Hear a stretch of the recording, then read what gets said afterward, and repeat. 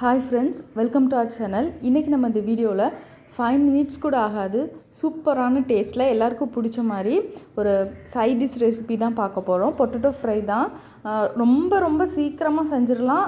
சாம்பார் சாதம், lemon rice கூட ரொம்ப அட்டகாசமாக இருக்கும் இதனுடைய டேஸ்ட்டு. ஃபஸ்ட்டு நம்ம கட் பண்ணிவிட்டு அதுக்கப்புறம் ஆயில் ஹீட் பண்ணிவிட்டு நம்ம உள்ளே போட்டு பொரித்து எடுத்துட வேண்டியதான். ரொம்ப குயிக்காக வேலை முடிஞ்சிடும். இது மாதிரி குட்டி குட்டி பீஸாக கட் பண்ணிக்கோங்க. ஆயிலெலாம் ரொம்ப நமக்கு செலவழியாது.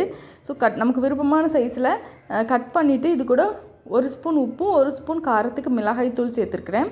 இஞ்சி பூண்டு பேஸ்ட்டு தேவைன்னா சேர்த்துக்கிடலாம், இல்லைனா கூட நல்லாயிருக்கும். நான் இன்றைக்கி சேர்க்கலை, அவ்வளோதான். இதை மிக்ஸ் பண்ணிவிட்டு அப்படியே ஆயிலில் போட்டு பொரிச்சதும். ஆயில் நல்லா ஹீட் ஆகும்போது மீடியம் ஃப்ளேமில் வச்சுக்கலாம். கொஞ்சமாக ஆயில் நமக்கு சேர்த்தாலே போதும். கொஞ்சம் கொஞ்சமாக போட்டு நம்ம பொரித்து எடுத்துக்கலாம். ரொம்ப டைம் எடுக்காது இது பொரியிறதுக்கு. போட்ட உடனே மிக்ஸ் பண்ண வேண்டாம்.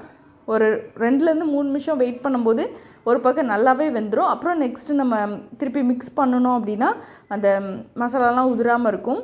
நம்ம இந்த பொட்டேட்டோவில் உப்பும் மிளகாய்த்தூளும் போட்டு ஒரு 5 மினிட்ஸ் வச்சுட்டாலே தண்ணிலாம் விட ஆரம்பிச்சிரும். ஸோ உப்பு மிளகாய்த்தூள்லாம் கொஞ்சம் கரைஞ்சி போயிடும்.